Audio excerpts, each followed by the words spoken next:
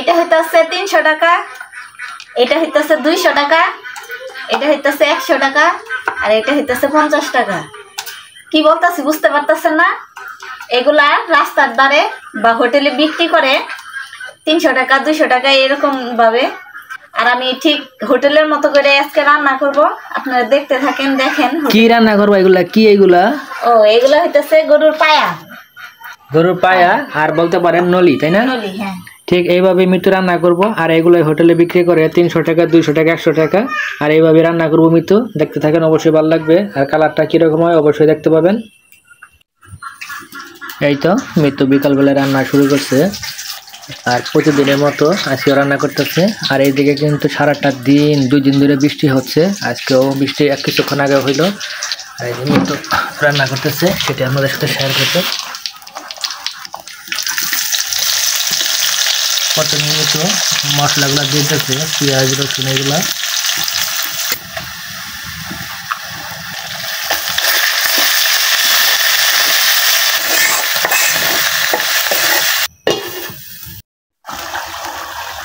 এই তো আমাদের মশলাটা সুন্দরভাবে কষানো হয়ে গেছে। আর এই দেখেন মিতু এই যে ললিগুলা দিয়ে দিতেছে, গরুর পায়া। আর এগুলা খাইতে কিন্তু অনেক মজা, যারা খাইছেন তারা অবশ্যই জানেন।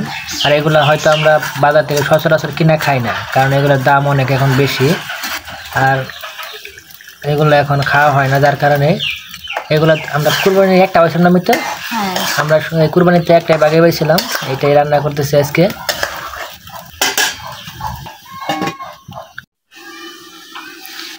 যেহেতু আমি গরুর পায়া রান্না করতেছি, আর এটা রান্না করতে অনেক সময় লাগবে। আর এটাতে আমি কয়েকবার করে অল্প অল্প পানি দিয়ে কষাই নেব, 4-5 বারের মতো অল্প অল্প পানি দিয়ে। দেখেন মাশাআল্লাহ কালারটা কিন্তু অনেক সুন্দর হয়েছে। আর এটা কষাইতে অনেক সময় লাগে, আর আমাদের যেহেতু কড়াইটা ছোট, যার কারণে একবার পানি দেওয়া সম্ভব না, তাই না মিতু? এটা বারবার করে কয়েকবার করে পানি দিয়ে সুন্দরভাবে কষাবো আর সিদ্ধ করব। না এটা খাওয়া যাবে না, যে এই পরিমাণে শক্ত থাকে এগুলা, তাই না মিতু?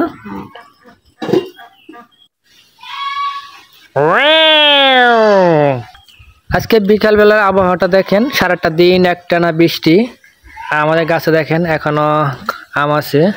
আর এদিকে দেখেন আমাদের গোলাপ ফুল গাছে 2টা গোলাপ ফুলও আছে। মিতু যে কি পায়া রান্না শুরু করছে 1 ঘন্টা ধরে, এখন পর্যন্ত কি খবর? কি শেষ হইলো তোমার রান্না? না এখনই শেষ হয় রান্না। এখনো সেই কষানো চালে? হ্যাঁ। কি শুরু করছো তুমি? আমি দোকান বাদ ঘুরে আসলাম, তারপরে তোমার একই অবস্থা। দিয়ে দাও কি দিবা? জল টল দিবা? দিয়ে দাও। এত কানে কয়বার দিলা পানি?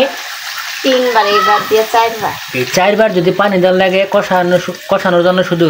খাই সুবিধা বুঝছো, কষ্ট করে খানো। যাই হোক তুমি রান্না করো, যেভাবে ভালো হয় সেভাবে করো। এই তো আমার রান্নাটা শেষ। দেখেন পুরা 2 ঘন্টা বসে বসে আস্তে আস্তে জাল দিয়ে দিয়ে তরকারিটা দেখি দেখাও, দেখি 2 ঘন্টা সময় কি রান্না করলো তুমি? এই তো নাড়াচাড়া দাও দেখি, একটু দেখাও। এই তো আমাদের গরু পায়াটা রান্না হয়ে গেছে। অনেক সময় কষানোর পরে মিতু রান্না শেষ করছে। মাশাআল্লাহ অনেক সুন্দর হয়েছে। ধন্যবাদ মিতুকে। আমার ভিডিওটি যদি ভালো লাগে অবশ্যই লাইক কমেন্ট শেয়ার দিয়ে পাশে থাকবেন। ধন্যবাদ সবাইকে।